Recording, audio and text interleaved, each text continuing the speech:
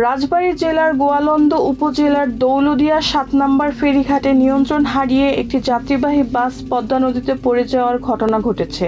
৫ June সকাল ৯:৩০টার দিকে এ ঘটনা ঘটে, তবে এখন পর্যন্ত কোনো হতাহতের খবর পাওয়া যায়নি। জানা গেছে, কুষ্টিয়া থেকে ঢাকাগামী এসবি সুপার ডিলাক্স পরিবহনে বাসটি সকাল ৯টার দিকে দৌলদিয়া ৭ নম্বর ফেরিঘাটে ফেরি কবরীতে ওঠার প্রস্তুতিকালে নিয়ন্ত্রণ হারিয়ে ফেরির বিপরীত পাশের র্যাম্প ভেঙে নদীতে পড়ে যায়।